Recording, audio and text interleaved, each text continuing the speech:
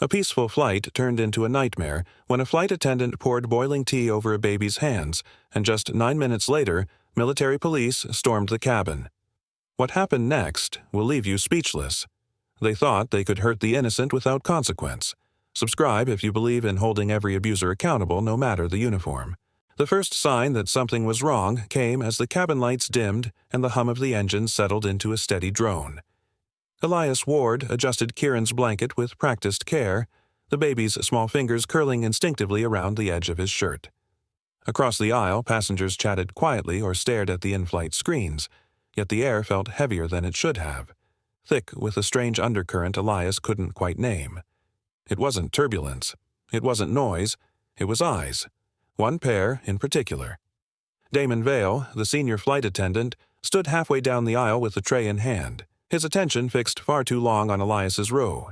His stance was unnervingly still for someone working mid-flight, feet planted firmly, one hand gripping the edge of the service cart, the other adjusting a set of folded napkins he didn't seem to need.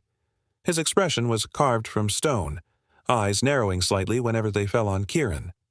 Elias looked away at first, convincing himself he was imagining it. He was no stranger to long flights and overworked crew members. He knew stress could turn faces sharp. But when he glanced back moments later, Damon was still there, unmoving, gaze like a weight pressing into him. Elias's chest tightened, not out of fear yet, but from the discomfort of being measured for reasons unknown. "Can I help you with something?" Elias asked, keeping his tone neutral, his hand still resting protectively on Kieran's blanket. Damon's lips twitched into something that was not quite a smile. "Just making sure you're comfortable," he said, the words clipped, polite only by technicality. His voice held no warmth. Without waiting for a reply, he turned toward the galley, but his departure felt less like disengagement and more like retreating to regroup. Elias leaned back in his seat, forcing himself to relax his grip. Kieran was calm for now, eyes half-lidded as if sleep might claim him. Yet the brief exchange had left an aftertaste Elias couldn't shake. It was the same gut-deep instinct that had kept him safe in volatile disaster zones for years. Something about Damon's look was wrong. Not rushed, not distracted, intentional. The minutes ticked by, marked by the occasional shuffle of footsteps and the muted clink of drink service. Each time Damon passed, his gaze would linger, not long enough to be overtly confrontational, but long enough for Elias to notice the way it skimmed past him to focus on Kieran. There was no trace of the warm professionalism that other flight attendants displayed. This was colder, more calculating. Elias found himself scanning the rest of the crew, searching for a second point of unease. The younger attendant, Kyle Wren, moved quickly between rows, offering drinks with a smile that seemed genuine. The contrast between Kyle's easy manner and Damon's watchfulness was stark, like two actors playing in separate dramas on the same stage. Kieran shifted in Elias's arms, letting out a soft murmur. Elias bounced him gently, whispering reassurance. The baby's small hand found his collar and clung there, a tiny anchor in the sterile, recycled air of the cabin. Elias looked out the window, seeing only the endless dark of the sky, broken occasionally by a faint reflection of cabin lights. For a moment, it grounded him. Then, faintly, he felt it again. Damon's presence. He turned his head just in time to see the man at the far end of the aisle leaning against the bulkhead, arms crossed. Damon's gaze was fixed in their direction, though he pretended to be looking past them at nothing in particular. It was subtle, the kind of attention that could be dismissed if mentioned aloud, but Elias had spent years reading people in tense environments. This was no random glance. A quiet tension began to coil in his chest. He reminded himself that this was supposed to be a simple flight, Greyford City to Port Castellan, a few hours at most, just him and Kieran. But the steady beat of Damon's scrutiny had already chipped away at the sense of ease he'd carried aboard.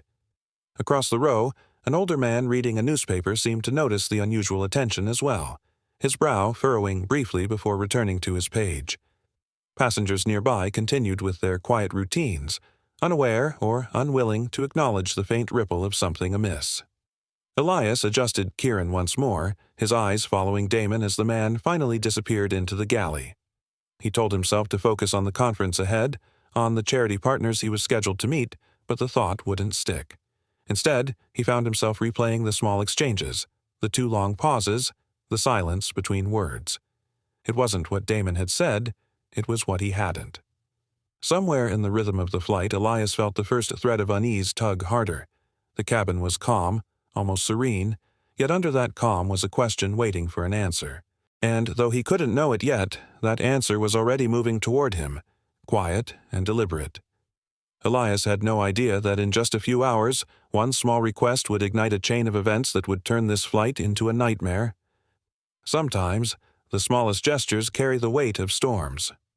The stream of scalding liquid struck without warning. One moment, Kieran's small fingers were curled in the air toward his father. The next, Damon tipped the teapot forward with an almost deliberate precision, and a thin, hissing arc of boiling water cascaded over the baby's fragile skin. The reaction was instant. Kieran's cry ripped through the cabin like the wail of a siren, sharp enough to freeze conversation mid-sentence. The sound seemed to pierce the air itself, a raw mixture of pain and confusion that made heads turn up and down the aisle. Elias's eyes went wide, his breath locking in his chest before his instincts snapped into motion. "Hey!" The word tore from him, but his voice was drowned in the sharp intake of shocked gasps from surrounding passengers. He lunged forward, pulling Kieran's hands away from the stream, but the damage was already done. The baby's skin was turning red in blotched patches, blistering almost immediately. The acrid tang of burned flesh, faint but unmistakable, curled into Elias's nose. His stomach turned. Damon, still holding the teapot, stepped back with the unhurried air of a man who had merely delivered a drink. His expression was disturbingly calm. Flat eyes, no hint of apology, no flicker of surprise. "What is wrong with you?" Elias's voice shook, not from fear, but from the effort of keeping his fury controlled. Damon blinked once, slowly. "Slip of the hand," he said, his tone almost bored. "Slip? There's no turbulence," Elias shot back, glancing at the perfectly steady drink cart still parked beside them. His voice was rising now, drawing the attention of more passengers. Across the aisle, a young man in a navy hoodie stood halfway from his seat, phone already in hand. A middle-aged passenger near the front craned his neck to see. Somewhere farther back, the quiet sound of a camera shutter clicked. Elias cradled Kieran close, instinctively shifting his body so that his son's injured hands were shielded from further harm. His mind raced. Every second he lost now was another second Kieran's burns went untreated. "Medical kit," Elias demanded, his voice cutting through the cabin like steel. Damon didn't move. His gaze lingered on Kieran for a moment too long, an unreadable flicker crossing his face before he turned toward the galley. The teapot still dangled in his grip, the steam curling upward like a warning. Passengers exchanged uneasy glances, some whispering. The hum of the engines filled the brief silence, and in that stillness Elias felt something beneath the surface, a cold, watchful tension that had nothing to do with the injury and everything to do with the man who caused it. He glanced toward the front of the cabin and noticed a man in a dark jacket leaning into the aisle, watching the scene closely. The man's lips moved faintly as if speaking to someone, though no one sat beside him. Then Elias caught the telltale glint of a thin wire curling into the man's ear. Damon returned, his movements deliberate, setting down a small medical pouch with a thud on the tray table. "For the burns," he said flatly, but made no effort to open it. Elias snatched it up himself, fumbling for the cooling gel and sterile dressings. He could feel Damon's eyes on him the whole time, as if taking inventory of his reactions. As Elias dabbed the gel gently over Kieran's reddened skin, the baby whimpered, his face damp with tears. Elias's jaw tightened. This wasn't clumsiness. It wasn't an accident. It was targeted, calculated, and Damon was far too composed for a man who had just harmed a child. His mind began to work beyond the injury, cataloging who had seen what, who had stayed silent, and who, like the man in the dark jacket, seemed far too engaged without intervening. Every face was a piece of a puzzle he didn't yet understand. Somewhere ahead, the faint metallic sound of a latch clicking reached his ears from the galley. It was quiet enough that no one else seemed to notice, but Elias caught it, and something about it made the hairs on the back of his neck stand on end. He didn't know what was behind that sound, but he knew this. Whatever had just happened to his son wasn't the end. It was the beginning of something far more deliberate. Malice wears many faces, but its eyes never lie. Elias demanded medical assistance, his voice low but cutting through the murmur of the cabin like a blade. His words were steady, deliberate, the kind that carried weight not through volume, but through the unshakable resolve behind them. Across from him, Damon Vale didn't flinch. The senior flight attendant's expression was the perfect mask of professional detachment, yet something in his eyes betrayed the performance. "It was an unfortunate slip," Damon said, his tone light, almost casual, as though trying to convince the entire row and perhaps himself that this was nothing more than a minor mishap. "The turbulence caught me off guard." Elias's gaze flicked briefly to the ceiling panels, the cabin lights steady, the drink carts unmoved. There had been no turbulence. He knew it. The passengers who had watched the scalding liquid spill over Kieran's tiny hands knew it. Even Damon knew it, though his words rolled off his tongue with rehearsed ease. Kyle Wren, the younger crew member, appeared from the forward galley carrying the onboard medical kit. His steps were hesitant, his eyes darting between Elias and Damon like a man caught between duty and fear. He crouched beside Elias, his hands fumbling with the latch before opening the kit to reveal gauze, burn ointment, and a small bottle of sterile water. "Let me help," Kyle said quietly. Elias nodded, accepting the supplies without taking his eyes off Damon. The air felt heavier by the second, as if the entire cabin was holding its breath. Passengers shifted in their seats, a few whispering to each other. The man, seated across the aisle, leaned forward slightly, phone in hand, recording discreetly from his lap. A couple of rows back, an older man muttered, "We should call the authorities as soon as we land." That was when Elias noticed movement at the rear of the cabin.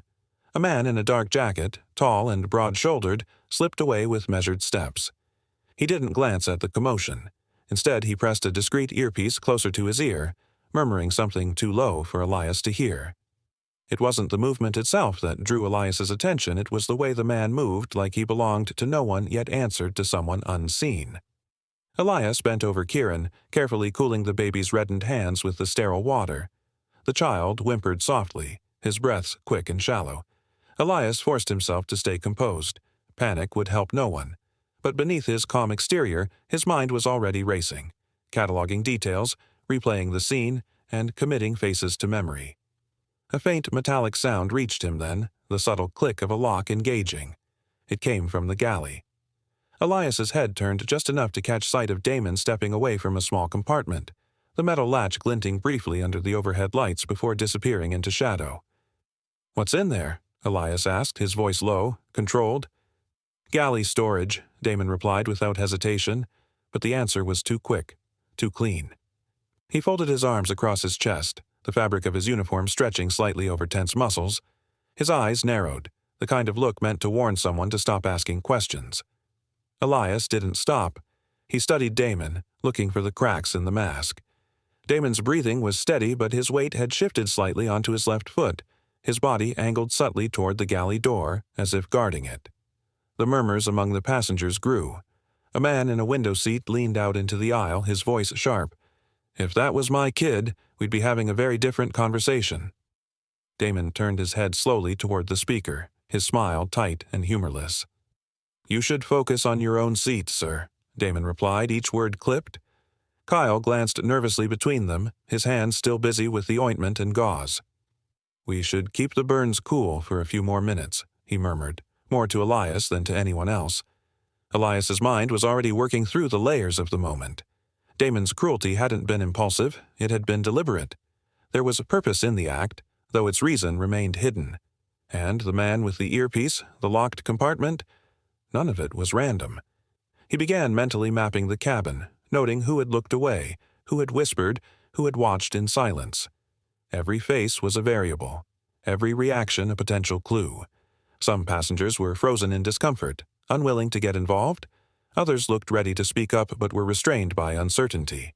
The weight of the moment pressed down harder, the quiet around them thick enough to notice. Elias could feel it, the sense that this was not over, that something else was moving just beneath the surface of this incident, waiting for its moment to break through. In the quiet moments after violence, Elias thought, his eyes locking with Damon's unblinking stare, the truth often whispers before it screams. The captain's voice crackled over the intercom without warning, sharp and businesslike. "Attention, passengers. Due to a security matter, we will be diverting to a mid-route military airfield. Please remain seated and follow crew instructions." The announcement hung in the air like smoke. Conversations died mid-sentence. A man in the row ahead slowly turned to glance at his seatmate. Two teenagers by the window exchanged wide-eyed stares. Even the soft hum of the engine seemed to carry an edge now. Elias's gaze locked on Damon Vale, standing in the aisle a few feet away.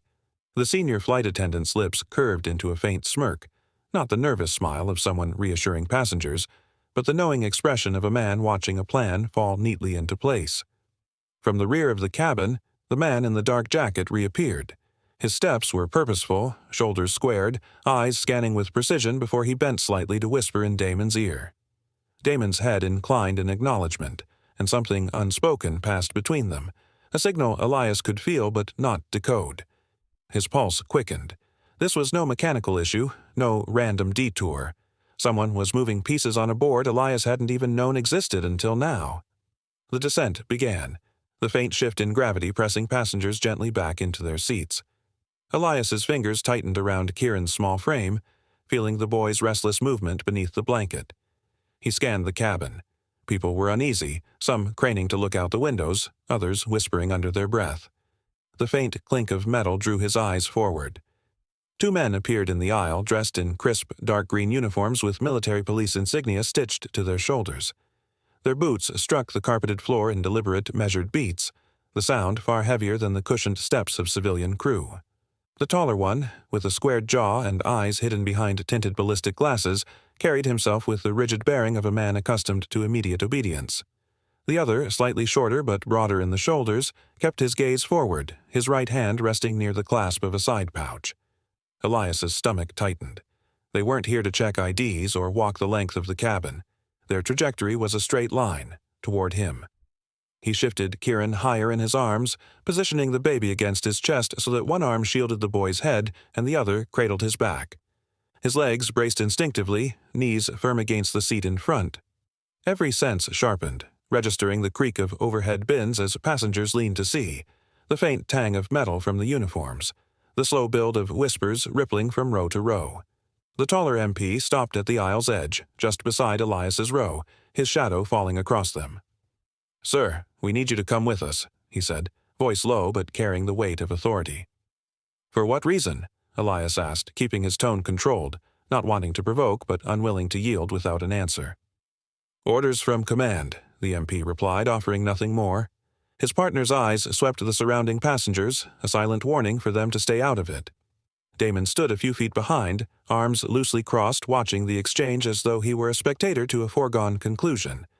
The faint smile was gone now, replaced by a look of quiet satisfaction, as if each passing second cemented his advantage. Elias's mind raced. If this was legitimate, they'd explain the situation. The lack of explanation meant it wasn't. He angled his body slightly, making himself a barrier between the MPs and his son. "I'm not moving without knowing why," he said, voice firm. The taller MP's jaw flexed, but he didn't repeat himself. Instead, he reached down, placing a firm hand on Elias's upper arm. The grip was precise, controlled strength without overt aggression, but enough to make it clear that refusal wasn't an option. Elias glanced past him, noting the man in the dark jacket now standing near the galley entrance. His posture was different from the MP's, less rigid, more like a handler watching subordinates carry out a task. Elias had seen that body language before, in operations where logistics teams moved sensitive materials under watch. This wasn't about him making trouble. This was a retrieval. Passengers began to murmur louder. A man across the aisle started to rise, only for Damon to step forward and say, "Sir, please remain seated for your safety." His voice was calm, but his eyes cut like glass. The man sank back into his seat. Elias took a slow breath, every nerve attuned to the next move. He couldn't fight, not with Kieran in his arms, but he could read them, measure them, prepare for the moment when resistance might matter most. The shorter MP stepped closer, angling his body to block the view of those behind him. His hand twitched toward Elias's shoulder, clearly ready to seize him more forcefully if he didn't comply. Elias straightened his back and met the man's gaze without flinching. His heartbeat was a hard, steady drum in his ears. Every instinct screamed that this was the moment where the path split. Compliance might mean being led into a place where no witness could help him, but resistance here could escalate to something dangerous for Kieran. The engine's steady hum deepened as the descent continued. Through the small window, the faint outline of floodlit tarmac began to take shape far below. Elias's eyes tracked it for a fraction of a second before locking back on the MPs. He adjusted his stance, making sure Kieran was as shielded as possible and braced for whatever came next. He didn't know who was truly in charge here, but he knew one thing with absolute clarity. Innocence should never be a target, yet here it was, marked in plain sight. The military police didn't speak at first. They simply descended on Elias like a sudden storm, their gloved hands clamping down on his arms with crushing force. The jolt made his muscles tense instinctively, and Kieran let out a startled wail that pierced through the cabin like a siren. The abruptness of the assault froze several passengers in shock, but within seconds, voices began to rise. Scattered shouts, gasps, the sound of seatbelts snapping open. 2 rows back, a man in a worn brown coat started to stand, his phone halfway out of his pocket, but Damon's sharp bark cut through the air. "Remain seated. No one moves." His voice carried an authority sharpened by hostility, and for a moment the cabin seemed to contract around Elias. The fluorescent lighting above washed everyone in pale, cold light, and the air smelled faintly of brewed coffee and fear. Elias twisted his body, trying to shield Kieran with his torso, his voice steady but urgent. "Why are you doing this? What's the charge?" His words were met with the heavy, deliberate breathing of the MP on his right, a tall, broad-shouldered man whose jaw tightened but whose eyes avoided Elias entirely. The other MP, younger but no less forceful, gave a short, flat reply. "Orders from above." The phrase landed like a lock clicking shut. No explanation, no appeal, just a faceless authority pulling the strings. Elias dug his heels into the carpet, his shoes catching on the narrow aisle runner, but the MPs were trained for resistance. One of them shifted his grip, twisting Elias's wrist in a calculated motion that sent a hot surge of pain shooting up his arm. His balance broke, and he stumbled forward, clutching Kieran tighter against his chest. The baby's cries became raw and desperate, the small bandaged hands trembling as they brushed against Elias's collar. Around them, passengers became a restless tide, some calling out, others fumbling for phones despite Damon's threats. The low hum of the engines seemed to magnify the tension, each passing second an unbearable weight. Then, from somewhere behind, a voice cut through the noise. It wasn't shouted, but the clarity of it made every head turn. "That's not the man you should be taking." For a heartbeat, the MPs hesitated. Elias felt it, the brief slack in their grip, the shared glance between them, but it vanished as quickly as it appeared. Neither man responded, their eyes fixed forward as they pushed him further down the aisle. The words echoed in Elias's mind, dislodging his focus from the immediate struggle. Who was the right man? And if they weren't here for him, then why was he in their custody? His chest tightened, not from fear alone, but from the sudden realization that he was caught in the undertow of a plan he didn't understand. Passengers' faces blurred past, some concerned, some curious, a few deliberately looking away. Damon stood ahead, arms crossed like a sentinel, his expression unreadable except for the faint curl of satisfaction at the corner of his mouth. Elias's breathing slowed, his thoughts narrowing to a single, unshakable point. This was no longer about resisting arrest or proving innocence. It was about something larger, more dangerous. Someone had marked him, but not for the reasons they claimed. Somewhere deep inside, a new objective crystallized, burning away the fog of confusion. He wasn't just fighting to protect himself or his son. He needed to uncover the hidden hand guiding this attack, the one that could reach into a crowded cabin and pluck him out like a pawn. When the wrong man is taken, the right questions begin to burn. The MPs gripped Elias's arms hard, their gloved fingers digging into the fabric of his shirt as they forced him down the narrow aisle toward the front of the cabin. The movement was brisk, almost mechanical, their boots thudding against the carpet in a steady rhythm that made the passengers turn their heads. The hum of the engines was loud in Elias's ears, but it couldn't drown out the rising murmur of voices behind him, passengers whispering, phones being raised discreetly to capture the scene. At the end of the aisle, Damon Vale stood planted like a sentinel, his frame blocking the way forward. His uniform was perfectly pressed, but there was a smug tilt to his chin, a faint smirk tugging at one corner of his mouth. His eyes flicked to the bundle in Elias's arms, and his posture straightened as if he were about to claim something that was his. Kieran stirred softly, a weak whimper escaping him. Elias tightened his hold on his son, angling his body so that no one could reach in without brushing against him first. Every step closer to Damon made his stomach tighten. If they separated him from Kieran here, there might be no way to get him back. As they passed the galley, a glint caught Elias's eye. The locked compartment he'd heard earlier, the faint click of metal when Damon had been nearby, was right there, its latch reflecting the overhead lights. It wasn't a simple storage bin. The latch was heavy-duty, designed for something more valuable than spare cups or napkins. The sight of it stirred a sharp suspicion in him. Damon noticed the glance. His smirk disappeared, replaced by a cold, watchful stillness. He shifted slightly, putting himself between Elias and the compartment, his hand brushing subtly against the latch as though it were second nature to guard it. His eyes narrowed to slits, and for a brief moment, Elias thought he saw the faintest twitch of unease on Damon's face, a tell that whatever was inside mattered more than anything else on the plane. One of the MPs leaned close to his partner, their voices low enough to be almost lost in the background noise. "Commander wants him in the lower bay immediately." Elias's pulse quickened. The word "commander" cut through the chaos in his mind. It wasn't standard terminology for any civilian airline security detail. No airline crew used that language, not even in emergencies. This wasn't about safety. It was about an operation, planned, coordinated, and now unfolding in plain sight. He shifted his gaze forward again, taking in Damon's stance, the MP's rigid posture, and the occasional glance they exchanged with passengers who dared to move in their seats.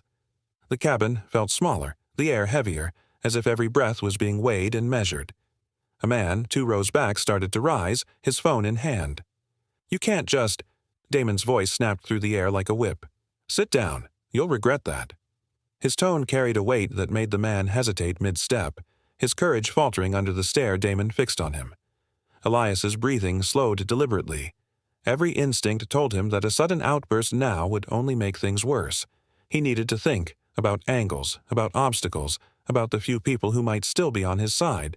He kept Kieran close, adjusting his grip so the baby's head was tucked safely beneath his chin, shielded from prying hands and eyes. He began marking the layout in his mind. The galley, the locked compartment, Damon's position, the MP's grip on his arms, and the narrow aisle crowded with passengers whose attention was now fixed entirely on this unfolding drama. The patterns of movement, the timing of their steps, even the way Damon leaned on one leg more than the other, it all mattered. The MPs pushed forward again, the distance to the front door shrinking with each step. Elias's jaw tightened, his eyes flicking briefly to the overhead compartments, the emergency exits, the few open spaces in the galley where one could move quickly if the moment came. He wasn't sure when or how, but he knew one thing. This wasn't going to end here in the aisle. Whatever was coming next would demand precision, timing, and perhaps the smallest opportunity to turn the tide. Sometimes survival begins with silence, not resistance. They reached the aircraft's front door, the heavy metallic click of the latch echoing faintly above the low hum of the cabin. A blast of cold night air rushed in, carrying with it the smell of fuel and the distant whine of turbines. Beyond the threshold, an air stair had been attached by ground personnel in crisp gray uniforms, military cut, but stripped of any recognizable insignia. The men stood rigid, their expressions unreadable, their eyes following every movement like hawks assessing prey. The tarmac stretched out under a wash of harsh floodlights, casting long, stark shadows that made the scene feel more like a staging ground than a passenger disembarkation. Heat from the aircraft's engines shimmered in the air, distorting the outlines of 2 black transport vehicles parked just beyond the light's reach. Their windows were pitch black, reflecting only the glare above, hiding whatever or whoever waited inside. Elias was forced forward by the firm, unyielding grips of the military police on either arm. His breath came out slow and measured, his instincts warning him that any sudden move could be the excuse they were waiting for. Kieran rested in his arms, small and trembling, his bandaged hands tucked against his father's chest. Behind him, Damon followed with a steady, predatory proximity, his polished shoes clicking softly on the stair metal, as though he wanted Elias to feel his presence with every step. When Elias's feet touched the tarmac, the cold bit through the thin soles of his shoes, grounding him in the reality of the moment. The MPs angled him toward the second transport vehicle, their boots making a synchronized, hollow thud against the concrete. One of them, a tall man with a square jaw and eyes hidden beneath the brim of his cap, lifted a gloved hand and gestured wordlessly to the open side door. Elias hesitated for the briefest moment, his mind racing through possible outcomes. If he stepped inside, the chance of disappearing without a trace skyrocketed, but resisting here in the open might put Kieran in even greater danger. His arms tightened around his son, feeling the fragile weight as a reminder of what he had to protect. Before his foot could cross the threshold into the vehicle, a voice rang out from the darkness beyond the floodlights, deep, commanding, and cutting clean through the mechanical hum of the runway. "That's not your package. Bring him to me." The MPs froze mid-motion, their grip tightening reflexively on Elias's arms as their heads turned toward the source. Even Damon stiffened, a subtle tension coiling in his shoulders. For a moment, the only sound was the low hiss of the floodlight's power units. From the shadowed perimeter, a tall figure emerged, each step deliberate and measured. His build was broad, his posture rigid, the stride of a man accustomed to obedience without question. The gray light caught on a clean-shaven face, the hard lines of his jaw and the steely precision in his eyes making him instantly memorable. His gaze swept over the scene like a blade over stone, assessing, cutting, deciding. Elias's breath caught as recognition struck. He had seen that face before, in security briefings prepared for high-profile charity operations overseas. Colonel Varric Holt. A name whispered in the corridors of international relief work with equal parts respect and unease. A man who specialized in covert extractions of high-value targets, often moving in and out of volatile zones without leaving official records. The MPs exchanged glances, uncertain. One started to speak but stopped under the weight of Holt's stare. The colonel's boots clicked softly against the tarmac as he closed the distance, stopping just short of Elias. His eyes moved between father and child with a sharp calculation, as if measuring the worth of both. Elias's heart pounded, not from fear alone, but from the sudden realization of what Holt's presence implied. This was not a random act. Someone, somewhere, believed that he or his son was important enough to be taken in the middle of a flight. Whether for leverage, information, or something far worse, he could not yet tell. But the precision of the operation left no doubt they had planned for this. Damon lingered behind, his expression unreadable except for the faint twitch of his jaw, a flicker that suggested this arrival was unexpected even for him. Elias noted it, filing the detail away. If Damon wasn't entirely in control, then there were fractures here, cracks that could be exploited. Holt's voice, when he finally spoke again, was quieter but no less cutting. "This isn't the man," he said, his tone laced with certainty that made the words feel like both a dismissal and a warning. Elias could feel the MPs shift uneasily. His mind raced, wondering who the real target was, and why he was now standing in that person's place. The night seemed to tighten around them, the blinding lights and heavy shadows closing in like opposing walls. The air was thick with unspoken tension, the kind that could ignite with a single wrong word or move. And yet, beneath the surface, Elias could sense it, the pull of a larger game being played, one that he had been dragged into without invitation. The realization hit. Someone believed Elias or his son was valuable enough to abduct mid-flight. When power descends in the open, the real battle begins in the dark. They burned a baby's hands and called it an accident, but justice was already on board. If you stand against cruelty and hate, hit subscribe now. This story must be heard. Colonel Holt's voice cut through the humid night air like the crack of a whip. "This isn't the man." His words froze the moment. The dim floodlights from the tarmac caught the sharp angles of his face, revealing no hint of uncertainty. Damon Vale, standing just a few feet away, stiffened. The faintest flinch crossed his features, so quick it might have been missed by anyone who wasn't watching him as closely as Elias Ward was. Elias's pulse thudded in his ears, every sense sharpened by the instinct that something was shifting.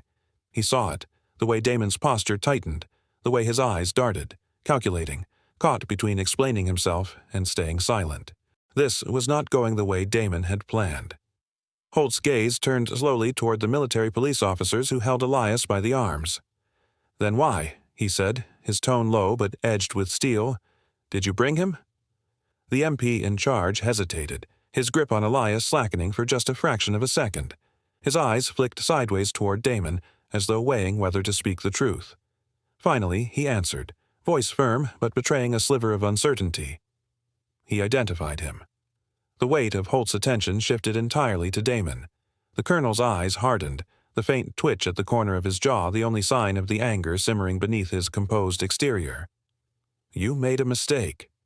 Damon inhaled sharply, his mouth parting as if to launch into a defense, but Holt's hand lifted in a swift, commanding gesture. Silence. The single word carried more force than a shout. Damon's lips pressed into a thin line, but Elias could see the indignation building behind his eyes. It didn't matter. Holt's authority wrapped around the space like an iron chain. Elias felt the MP's grip on him tighten again, as if they feared Holt's attention might turn toward them next. He adjusted Kieran in his arms, pulling his son closer, the child's tiny body trembling against his chest. The warmth of Kieran's bandaged hands was a constant reminder of what Damon had done, and of the stakes if they were separated. "If I'm not who you want," Elias said, his voice steady despite the adrenaline coursing through him, "then let me go." He let the words hang in the air, forcing Holt to acknowledge them. The colonel's eyes lingered on him, studying him with the precision of a man trained to evaluate threats and opportunities in equal measure. The silence stretched, long enough for Elias to feel the night air pressing in, for the distant hum of idling engines to become a steady drumbeat in the background. Holt finally moved. The faintest narrowing of his eyes preceded a decision.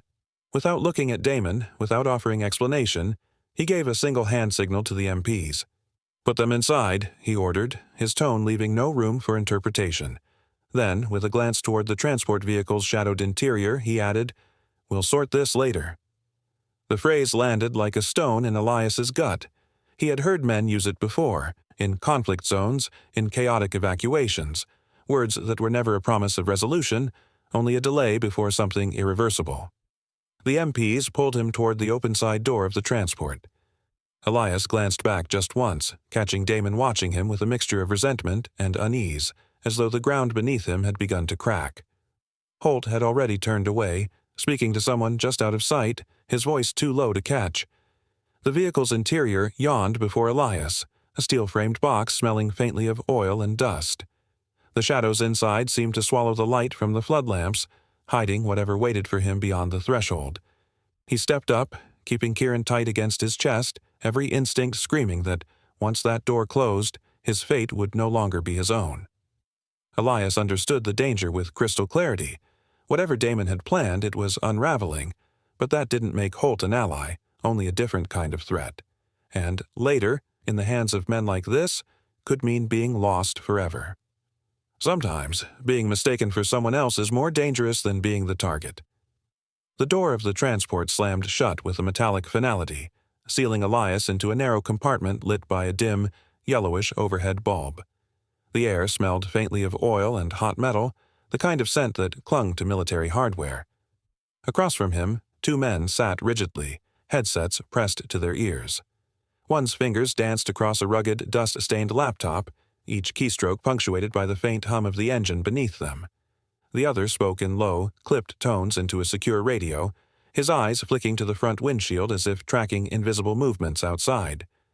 Elias's gaze drifted toward the side window. Through the narrow glass he caught sight of Damon standing several yards away, his posture tense and his hands slicing the air in sharp, agitated gestures toward Colonel Holt. The two spoke in rapid bursts, their silhouettes framed by the cold glow of floodlights on the tarmac. The conversation looked heated, the kind that could crack an alliance if pushed far enough. Something in Elias's chest tightened. His instincts, honed by years of coordinating high-risk humanitarian operations, told him the answer to everything lay in that locked compartment he had glimpsed in the galley. Whatever Damon was desperate to protect was inside, and Holt's shifting stance meant someone had realized that detail mattered. The men across from him knew it too, even if they didn't yet know the full picture. The laptop operator finally paused, glancing up with an expression that was unreadable but not indifferent. His gaze landed on the white bandages wrapping Kieran's tiny hands, and his eyes narrowed slightly, not with sympathy, but with calculation. "We weren't told there was a baby," he said, his voice low and steady, the words almost an accusation. The man with the radio didn't look up, but his reply was blunt. "That's why the commander's changing the plan." His tone carried the weight of inevitability, as if the decision was already being written into orders. Elias's pulse quickened. Changing the plan meant uncertainty, and uncertainty meant opportunity. It also meant that Damon's influence over whatever operation this was had started to erode. If Holt was adjusting his orders on the fly, cracks in their coordination might soon appear, cracks Elias could exploit. He leaned back, forcing his voice into a calm, almost tired register. "My son needs water," he said. "He's in pain." The words were true, but they were also bait. Requesting something small, reasonable, and tied to the baby would lower their guard and, if granted, would force one of them to step away from their post. The laptop operator hesitated, then gestured to the rear of the vehicle. A side door creaked open, letting in a brief gust of cold night air, and one of the soldiers outside stepped in to take the request to the supply case. The moment the door shut again, Elias's eyes swept the transport's interior. He took in the layout, the locking mechanisms, the placement of the radio set, the latch for the roof hatch, and the wiring that snaked along the wall to the power junction near the floor. Years of logistical planning had taught him that every enclosed system had a weak point, a hinge or joint that could undo the whole machine if pressed at the right moment. He memorized the way the radio operator's cord coiled loosely toward the console, how a sudden tug could disconnect it. He noted the slow blink of the GPS unit's signal light, steady, which meant they were still transmitting their position. His mind worked in quiet layers. If he could interrupt their comms, even for seconds, he might create enough confusion to tilt the balance. Outside, Damon's voice rose faintly, though Elias couldn't make out the words.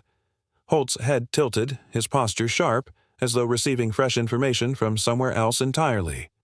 That detail sent another jolt of urgency through Elias. This wasn't just about the men in the transport or even Holt himself. There was another hand in play, somewhere above them, dictating pieces of the board. The door at the back opened again, and a small plastic bottle of water was passed inside. Elias took it, tilting it carefully toward Kieran's lips, letting the baby sip without spilling. The simple act masked the intensity in his eyes as he shifted his attention back to the two men before him. The laptop operator had resumed typing, but his pace was slower now, as though distracted. The radio man's jaw flexed, and his eyes darted toward the windshield again.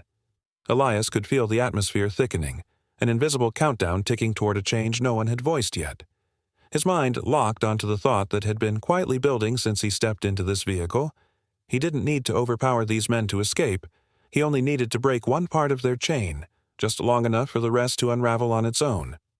In any trap, there is always one hinge waiting to break. Shouting tore through the thick, tense air outside the transport, sharp and sudden enough to make every head inside turn toward the narrow windows. Elias's heartbeat quickened as he caught sight of two figures pushing past the edge of the perimeter, passengers from the flight, both wearing civilian clothes that were now disheveled from what must have been a frantic run across the tarmac. The nearer one, a wiry man with a determined expression, moved like someone who had no intention of asking for permission. In his hand, he held a phone raised high, its dimly glowing screen illuminating the taut lines of his jaw. "This," the man announced, his voice carrying across the space with cutting clarity, "is exactly what he did to the baby." Every soldierly figure within earshot instinctively turned toward the sound. The MPs nearest Elias froze mid-motion, their gloved hands still resting on their weapons, their eyes locked on the small device as if it were more dangerous than any firearm. Elias leaned forward slightly, straining to see. The wiry man, Grant Levin, if memory served, swiped the phone's screen and replayed the footage. Even from a distance, Elias recognized the unmistakable frame. Damon, looming over Kieran's stroller, tilting the teapot in a slow, deliberate arc. The steam swirled, then the liquid fell. Kieran's scream pierced the video's audio, a cry that still burned in Elias's memory like an open wound. The MPs exchanged a quick, uncertain glance. Their rigid confidence faltered, replaced by hesitation that spread like a ripple. Elias didn't miss it. Hesitation meant doubt, and doubt could be leveraged. A shadow cut across the floodlights, and Colonel Holt strode into view. His presence, sharp-edged and commanding, seemed to push the air itself aside. "Give me the phone," Holt ordered, his tone controlled but edged with a warning that made the words feel heavier. His boots struck the tarmac with an unhurried rhythm as he closed the distance, his gaze locked on Grant like a predator sizing up prey. Grant didn't flinch. "No," he said, each letter deliberate. "This isn't staying in your hands. The file's already been sent to multiple contacts."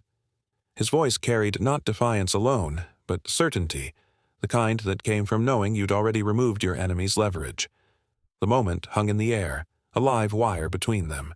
The harsh white glow of the floodlights threw Holt's expression into stark relief, the faint tightening around his mouth, the slight flare of his nostrils. Behind him, Damon lingered at the edge of the scene, his eyes darting from Holt to Grant like a gambler watching the last chips on the table. When Grant spoke of multiple contacts, something in Damon's stance shifted. He took a single step back, as if distance might shield him from the inevitable fallout. Inside the transport, Elias felt his own role in the night transform. He was no longer just the man they'd pulled from his seat, no longer merely the father of an injured child. He was a witness to their unraveling. And in this kind of game, witnesses were not spared. They were either silenced or they survived to testify. He tightened his hold on Kieran, the baby's small bandaged hands pressed gently against his chest. Every instinct screamed that this was the pivot, the moment where the ground beneath all of them shifted. The MP's hesitation deepened, their earlier certainty giving way to uncertainty they couldn't disguise. The faint crackle of a radio came from one man's vest, the clipped voice on the other end asking for status. No one answered immediately. Holt's jaw flexed. Elias watched the colonel weigh his next move, and he could almost feel the man's calculations. Force would draw too much attention. Negotiation would concede too much control. Grant's phone, still glowing faintly, had become a symbol, and symbols had power when enough eyes were watching. Holt must have known that every second of delay allowed the truth to spread further beyond his reach. Somewhere deep inside, Elias felt a flicker of grim resolve. The more this truth bled into the open, the harder it would be for anyone to erase him or Kieran from the story. But the flip side was just as clear. The more dangerous he became to them, the more desperate they might be to end this here and now. The air was thick with that knowledge. Damon shifted again, his hand twitching near his side as though he might still try to intervene, but Holt's stillness kept him frozen in place. No one moved, no one breathed too loudly, as the night held its breath for the next decision. Elias's thoughts sharpened into a single understanding. This was no longer about control of a single passenger or an isolated act of cruelty. This was about narrative, about who would walk away owning the truth. And if he wanted to survive, he needed that truth alive and breathing in the hands of as many people as possible. The tension coiled tighter, the scene balanced on the thinnest edge between escalation and collapse. In that fragile, dangerous space, Elias knew without a doubt that his life, his son's safety, and their future now rested entirely on whether that phone's story stayed free. When the truth escapes its cage, no chain can hold it. The standoff on the tarmac had hardened into something immovable, like two walls pressed against each other with no space to retreat. Holt's men, their faces unreadable in the floodlights, formed a wide semicircle that cut Elias off from any direction but behind him, where the transport vehicle still idled with its engine humming low. The air was tense and sharp, every sound amplified, the soft hiss of the wind across the runway, the restless shuffle of boots on concrete, the faint metallic creak of weapons shifting in holsters. Across from them, Grant Levin stood tall despite his lean frame, his jaw set in quiet defiance. Beside him, Owen Rusk, the stocky mechanic whose grease-stained hands looked out of place in the sterile glare, stood with his feet planted, shoulders squared. Neither man moved. Both had the stubborn stillness of people who had already decided they would not yield. Elias adjusted his grip on Kieran, holding the child close to his chest. The faint, muffled whimpers pressed against his shirt kept his focus sharp, anchoring him in the moment even as adrenaline thudded in his veins. He scanned the semicircle of men, gauging their stances, noting the smallest flickers of hesitation in their eyes. They were professionals, but they were not invulnerable. Damon took a deliberate step forward, breaking the invisible line between the two sides. "This is a private security matter," he announced, his voice clipped and firm, carrying just enough authority to make it clear he expected compliance. "Stand down." His posture was calculated, chin raised, shoulders squared, but there was an edge to his tone that betrayed something else. Control, Elias realized, was slipping from him. Holt didn't answer immediately. He remained still, hands loose at his sides, his gaze flicking between Damon, the two defiant passengers, and Elias himself. The colonel's stillness wasn't passive. It was the measured pause of someone weighing his next move like a chess player staring down a critical piece. His men didn't move either, waiting for a command. Then, movement from the far edge of the floodlights caught Elias's attention. A figure emerged from the shadows beyond the circle, slow, deliberate steps that drew every eye toward him. He wore a pale gray flight jacket, the fabric catching the harsh light in soft reflections. In his right hand, he carried a sealed black case, the kind designed to keep its contents safe from both weather and prying eyes. Elias recognized him instantly. Kyle Wren, the younger crew member who had hesitated earlier when Damon spun his lie about turbulence and had been the one to hand over the medical kit without question. Kyle's presence here was unexpected, and for a fleeting second Elias felt a pulse of cautious hope. Kyle didn't falter as he approached. His eyes were fixed not on Holt, not on Damon, but directly on Elias. The crowd's silence grew heavier with every step he took until the sound of his boots against the tarmac seemed unnaturally loud. He stopped just a few feet from Elias, lifting his chin slightly, his voice steady. "I saw what he did," he said, nodding toward Damon. His words carried clearly in the night air, each syllable landing like a stone dropped into still water. "I know what's in that compartment." The reaction was immediate. Damon's jaw tightened, the muscles in his face twitching as though he was holding back the urge to lash out. His eyes, sharp and narrow, locked on Kyle with a look that could have cut steel. Holt's eyes, by contrast, flickered, not with surprise, but with irritation, the kind that comes when an unexpected variable threatens a carefully constructed plan. Elias kept his expression unreadable, but inside, his thoughts churned. Kyle's statement wasn't just a complication for them, it was a warning, a signal that the locked compartment in the galley might hold far more than anyone on this tarmac was willing to admit. If Kyle truly knew its contents, then he had just shifted the balance of this confrontation. In the floodlight's glare, the tension thickened to the point where even the air seemed to resist movement. Holt's men adjusted their stance subtly, some angling toward Kyle now, as if deciding whether this new arrival was an obstacle to remove. Grant and Owen exchanged a glance, the kind of quick, silent communication that spoke volumes. Elias understood the stakes instantly. Kyle had placed himself in the middle of a live wire. By speaking out, he'd given Elias a potential ally, but also painted a target on his own back. In situations like this, truth was dangerous, and those who carried it rarely walked away unscathed.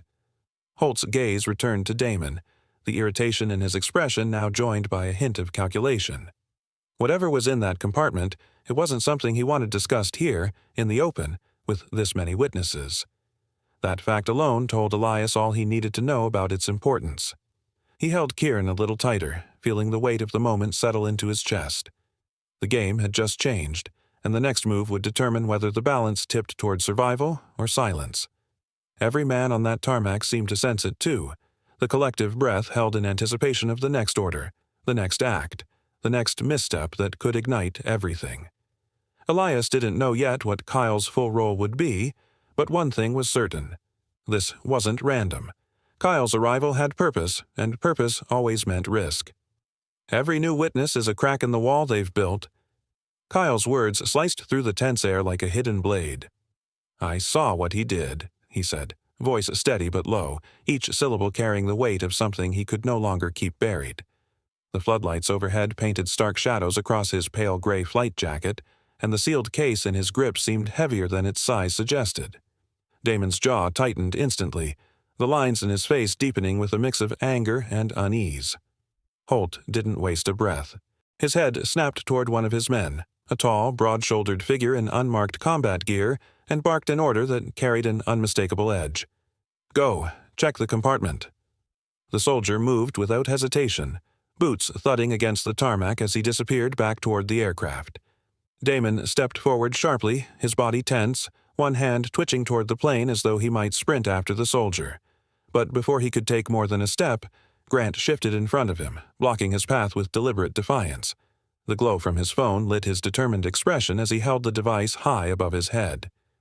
"You lay a hand on me, and this goes out live to every contact I have," Grant said, his voice ringing with conviction. Elias saw the hesitation ripple through Damon, an almost imperceptible flicker of calculation, but his eyes never softened. Elias, seizing the moment, turned slightly toward Kyle, his voice low but urgent. "What's in the compartment?" Kyle's gaze flickered briefly to Kieran's small bandaged hands before returning to Elias. His answer came as a whisper, but it carried the weight of something dangerous. "Evidence, and not just about you, something that would sink them." The words landed like a spark in dry tinder. Elias felt his mind race, possibilities unfolding faster than he could lock them into place. If this evidence truly existed, and if it could be secured, it wouldn't just protect him and Kieran. It could dismantle the entire shadow operation Damon and Holt were part of. But he also knew the danger. Whatever was in that compartment was important enough that they would silence anyone who had knowledge of it. The air between them seemed to grow heavier. Elias's heartbeat matched the quickening rhythm of footsteps returning from the plane. But before they arrived, Holt reappeared, his sharp, predatory eyes fixing on Elias. "You're leaving with us. Now." Elias didn't flinch. Instead, he shifted his stance so his voice could carry to the surrounding passengers and the few crew members who had dared to move closer. The murmurs around them stilled as he spoke, each word measured and heavy with meaning. "They burned my child and tried to take us without cause. Don't let them hide this." Gasps and sharp whispers broke out among the onlookers. A man near the back raised his phone, recording every second. Another passenger muttered angrily about calling the press. Even those who had remained seated earlier now leaned forward, their eyes locked on the confrontation. Holt's gaze flicked over the growing audience. He didn't like attention. Elias could see it in the rigid line of his shoulders. The more witnesses here, the more this operation teetered toward exposure. Damon's eyes darted toward Holt, silently begging for the order to move now, to finish this before the crowd became unmanageable. But Holt didn't give it. His lips pressed into a thin line as if weighing the cost of every possible move. The longer the moment stretched, the more Elias realized he had found a crack, thin but widening in their control.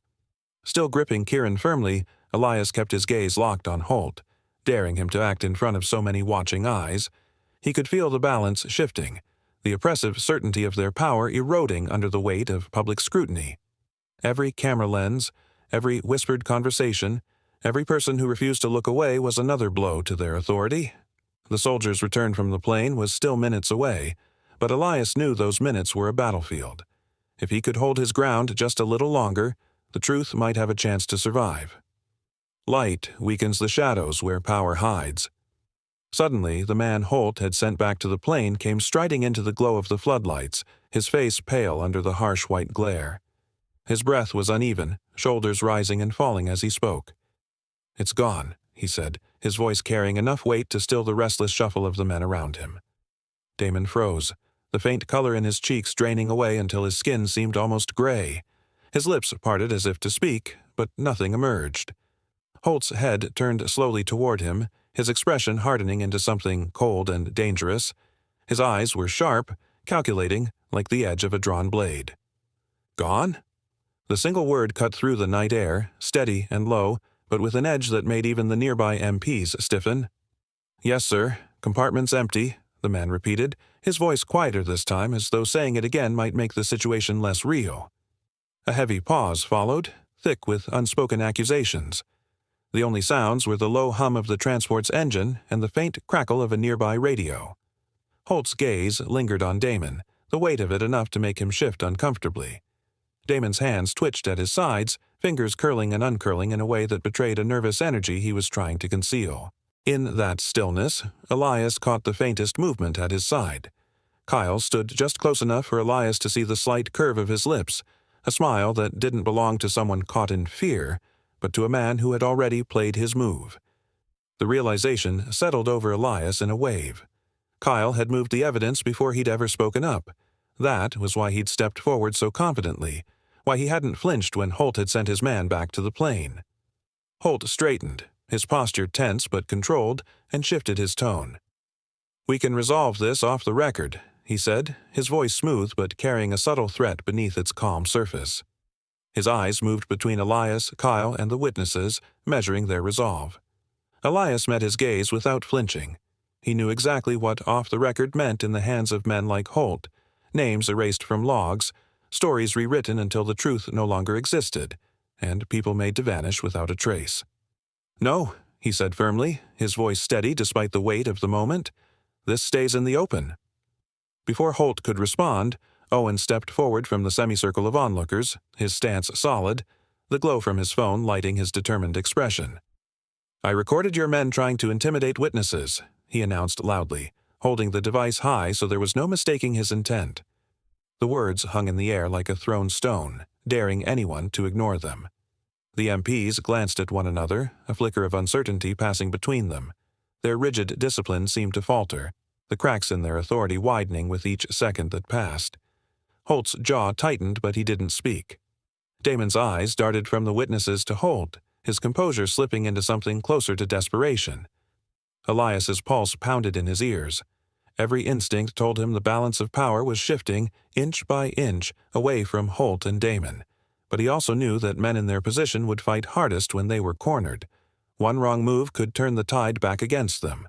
All he had to do was hold his ground for a little longer, long enough for these cracks to become something they couldn't repair. He adjusted his grip on Kieran, feeling the child's small weight against his chest, and let the silence stretch, forcing Holt's men to sit in their own unraveling control. In the corner of his vision, he caught Kyle watching Damon with that same faint smile, as though the outcome had already been decided. Elias understood then that the night's events had reached a threshold. If he could survive this moment, the truth might finally have a chance to breathe. And yet, beneath the tension, he sensed the danger hadn't lessened. It had only changed shape. Every collapsing wall begins with a single stone removed. The whine of approaching engines cut through the tense air like a blade, drawing every eye toward the far end of the runway.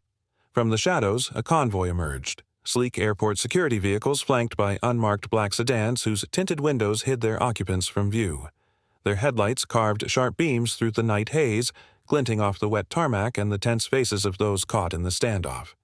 Holt's men straightened instinctively, the subtle shift in their posture betraying the sudden realization that control of the scene might be slipping from their hands. The lead sedan rolled to a stop with calculated precision, its brakes sighing softly. A rear door opened and a tall man in a dark coat stepped out, the edges of his garment snapping faintly in the wind. His face was partially shadowed by the glow of the floodlights, but his movements carried the assurance of someone used to giving orders. He pressed a radio close to his mouth, speaking in clipped, purposeful phrases. Around him, uniformed officers began to fan out in a wide arc, their boots slapping against the pavement in unison as they closed the distance to the transport vehicle, the MPs, and Damon. Holt's expression remained hard but unreadable. Slowly, almost deliberately, he raised his hands, not as an act of surrender but as if acknowledging that the board had shifted, the pieces no longer moving in his favor. The muscles in his jaw flexed, and his eyes swept over the newcomers with a calculating coldness, already weighing the odds of reclaiming the upper hand. Elias felt the grip on his arm loosen as one of the officers stepped in between him and the MPs. "Sir, you're coming with us," the officer said firmly, his voice steady but edged with urgency. Elias adjusted his hold on Kieran, pulling the child closer against his chest. He could feel the rapid, uneven rhythm of Kieran's breathing, each small gasp cutting deeper into his resolve to get them both out of this intact. Behind him, raised voices tangled with the low crackle of radios. "Secure those two," an officer ordered, gesturing toward Holt and Damon. Two sets of restraints clicked shut in the cold air, metal on metal ringing sharply across the tarmac. Damon turned his head as they bound his wrists, his glare locking on Elias with a venomous mix of hate and something darker, fear. The stare held for a second too long, the kind of look that promised unfinished business. Grant and Owen were already moving forward, their phones still in hand, the small screens casting pale light across their determined faces. "We have video," Grant announced to the nearest officer, his tone firm and unshaken. Kyle followed closely behind, holding the sealed case like it contained a heartbeat. "This needs to be logged immediately," he said, his voice low but urgent. The officers didn't hesitate, guiding all three men toward a cluster of vehicles where statements could be taken and evidence secured. Elias caught fragments of conversations, the measured cadence of official reports being relayed, the sharper edge of men realizing their operation was crumbling under the weight of unwanted witnesses. Holt was ushered toward a separate sedan, his gaze fixed straight ahead, the faintest shadow of a smile playing at the corner of his mouth, as if this setback was only a pause in a longer game. The convoy began to reposition, engines rumbling like distant thunder. Elias was led toward one of the sedans, Kieran still cradled securely in his arms. The child had grown quieter, but the tension in his small body remained, his tiny fingers clutching at Elias's jacket. Elias kept scanning the perimeter, a habit born from both instinct and necessity. Every moving shadow, every low murmur between officers felt like a thread that might unravel into something else. As the sedan started to pull away, Damon twisted in his restraints, his eyes burning holes into Elias's back. It wasn't over, that look said. Elias met it with an unflinching stare of his own before stepping into the waiting vehicle. Only when the door closed and the hum of the engine masked the chaos outside did Elias allow himself a slow exhale. The night's wait pressed in from all sides, but he knew better than to believe this was the end. Damon and Holt might be in custody, yet the most dangerous piece, the missing evidence, was still unaccounted for, and whoever wanted it had already shown they would stop at nothing to get it. Freedom, won in the open, is still hunted in the dark. They poured boiling tea but walked straight into their own downfall. If you believe in protecting the vulnerable and demanding justice, subscribe now. Together, we rise. Disclaimer: the story you just watched is fictional. It sheds light on themes of negligence, abuse of authority, and the urgent need for accountability in high-stakes environments like aviation. Its purpose is to raise awareness about passenger safety, provoke thought about the systems meant to protect the vulnerable, and inspire collective action toward more compassionate and responsible service standards.